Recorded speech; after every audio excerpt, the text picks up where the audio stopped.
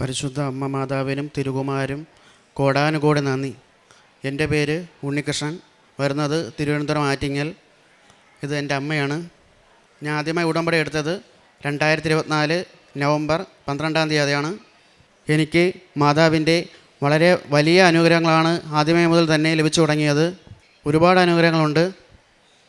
ആദ്യമായിട്ട് എൻ്റെ ചേട്ടൻ ഇപ്പം ഇല്ല. ചേട്ടൻ്റെ ഒരു കാറുണ്ടായിരുന്നു. കാറ് നമുക്ക് വയ്ക്കാൻ പറ്റാത്തൊരവസ്ഥയിലായിരുന്നു. ഒരു 2-3 മാസത്തോളം കാലം ഫേസ്ബുക്കിലും OLXിലും അതിൻ്റെ പരസ്യങ്ങൾ ഇട്ടിട്ടുണ്ടായിരുന്നു. എന്നിട്ടിൽ 1-2 പേര് ആൾക്കാർ വിളിച്ചിട്ടുണ്ടായിരുന്നു. പക്ഷേ നമ്മൾ വേണ്ടത്ര വിചാരിച്ച എമൗണ്ടൊന്നും അതിൽ കിട്ടിയിട്ടുണ്ടായിരുന്നില്ല.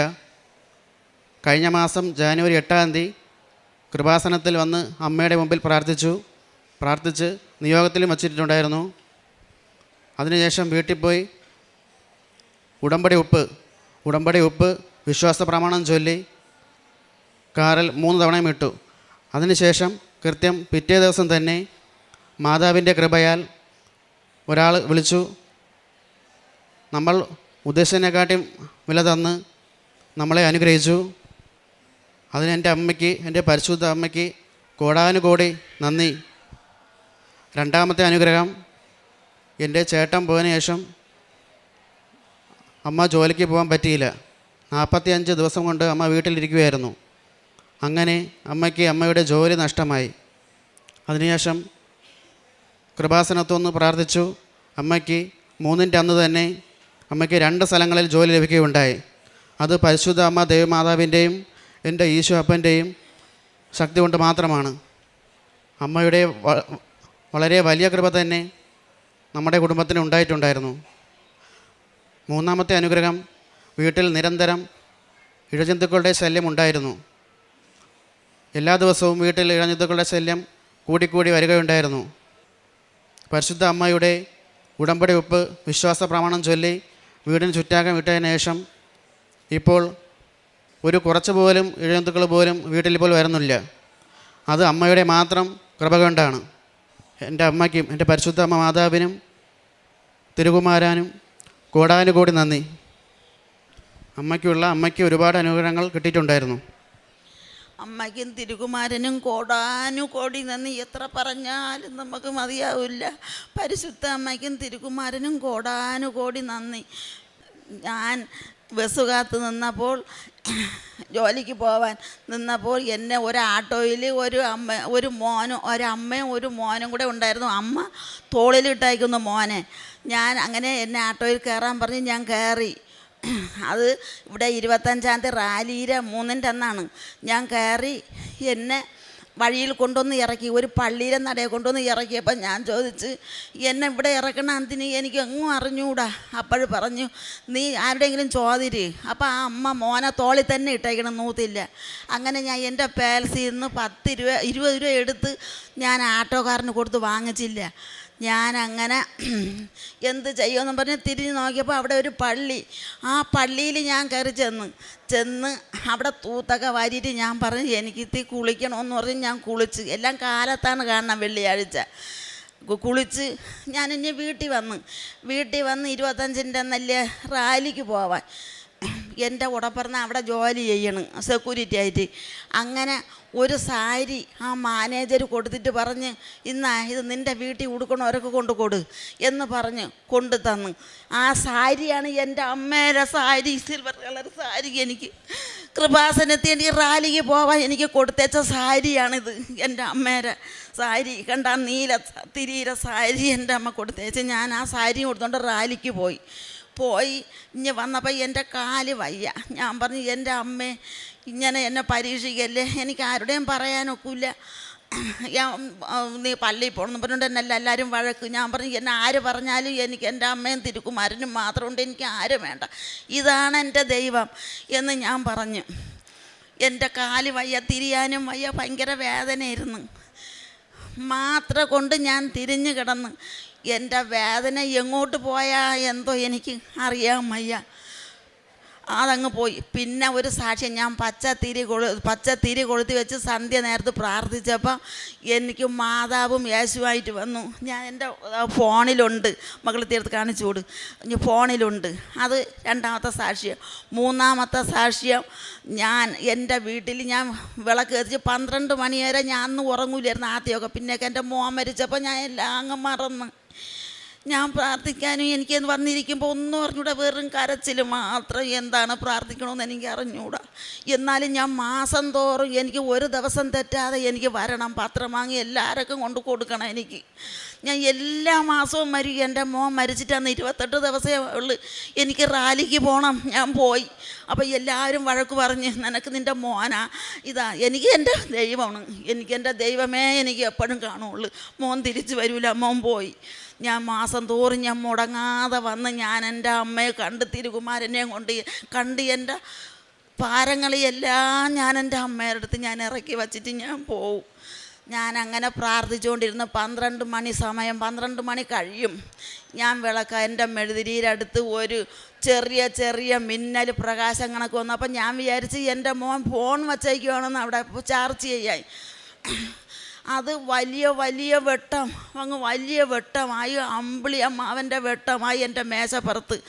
ഞാൻ അപ്പോൾ അത്ഭുതിച്ച് കിടക്കണം. അത് അത്ഭുതം തന്നെ. ഞാൻ നോക്കിക്കണ്ട് കിടന്നപ്പോൾ അതിനകത്ത് സ്വർണ്ണ ചിത്രശലഭം വന്ന് വലിയ വെട്ടമായിട്ട് വന്ന് മാഞ്ഞു പോയി.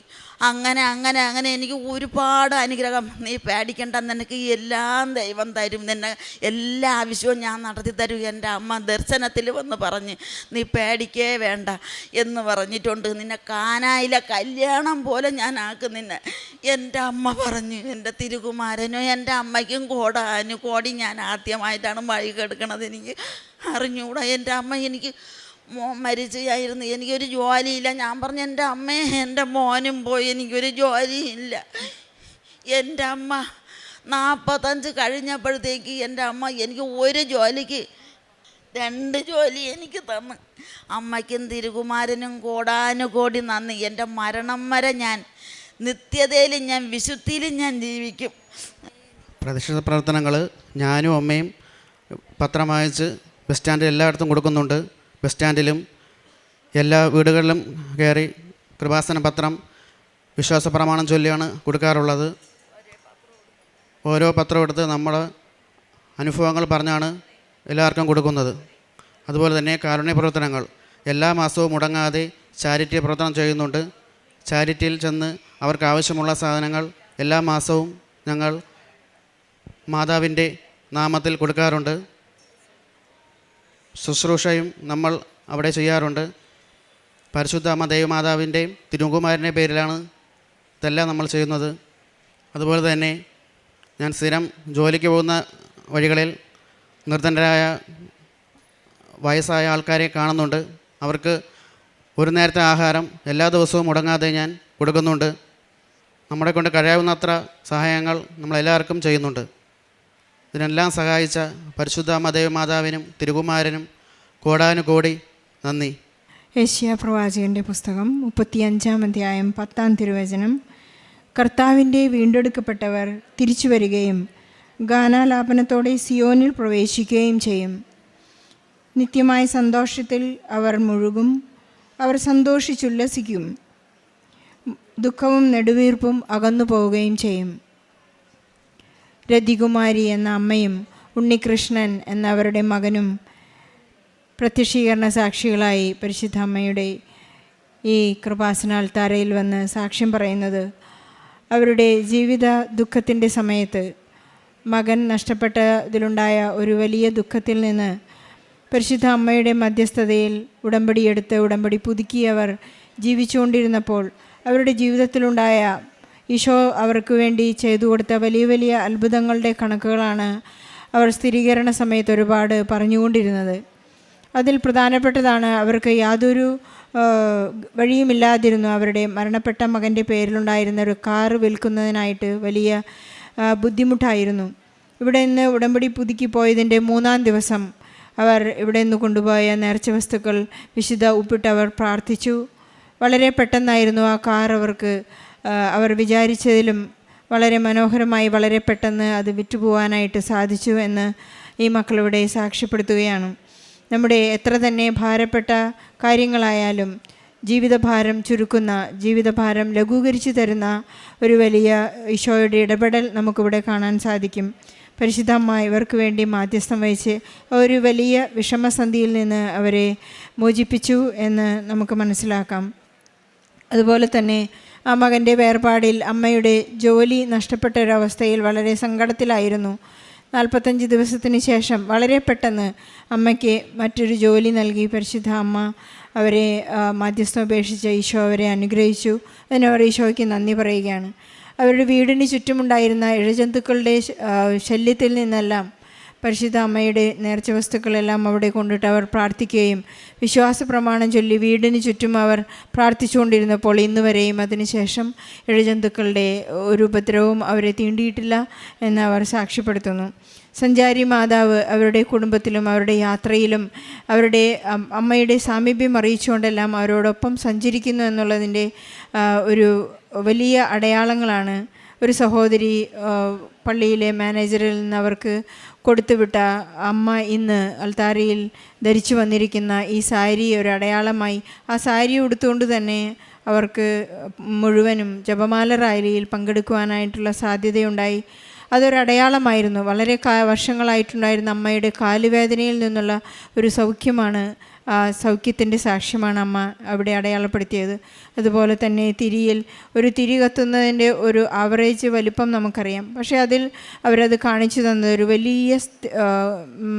വലിയ ഒരു വട്ടത്തിലാണ് ആ തിരുനാളം, ഒരു അത്ഭുത പ്രതിഭാസം എന്നോണം അവരുടെ വീട്ടിൽ കത്തി നിൽക്കുന്ന ഒരു തിരി അവർ കാണിക്കുകയുണ്ടായി. അങ്ങനെ ഇതെല്ലാം പരിശുദ്ധ അമ്മ നമുക്ക് വേണ്ടി പ്രാർത്ഥിക്കുന്നു എന്നുള്ളതിൻ്റെ സാമീപ്യത്തിൻ്റെ അടയാളങ്ങളാണ്. അവരുടെ ജീവിതത്തിലുടനീളം ഇനി അവർക്ക് യേശുവാണ് അവരുടെ രക്ഷകനും നാഥനുമെന്ന് അവരെപ്പോഴും ഏറ്റുപറയുകയാണ്. അവരുടെ പത്രം കൊടുക്കുമ്പോഴും ഈശോയെ പ്രഖ്യാപിച്ചുകൊണ്ട് ഈശോ നാഥനാണ്, രക്ഷകനാണെന്ന് ഏറ്റുപറഞ്ഞുകൊണ്ടാണ് അവരുടെ വിശ്വാസ ജീവിതം അവർ നയിച്ചുകൊണ്ടിരിക്കുന്നത്. ഈശോ നൽകിയ എല്ലാ അനുഗ്രഹങ്ങൾക്കും നന്മകൾക്കും പരിശുദ്ധ അമ്മയുടെ മാധ്യസ്ഥത്തിനും ഈശോയ്ക്കും പരിശുദ്ധ അമ്മയ്ക്കും നന്ദി പറഞ്ഞുകൊണ്ട് നല്ല ഒരു കയ്യടിയോടെ ഈ സാക്ഷ്യം നമുക്ക് സമർപ്പിക്കാം.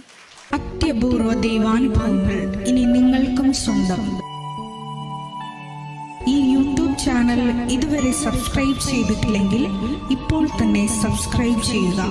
ഈ വീഡിയോ ഇപ്പോൾ തന്നെ നിങ്ങളുടെ സുഹൃത്തുക്കൾക്ക് ഷെയർ ചെയ്തുകൊണ്ട് കർത്താവിൻ്റെ പ്രേക്ഷിതരാകുക.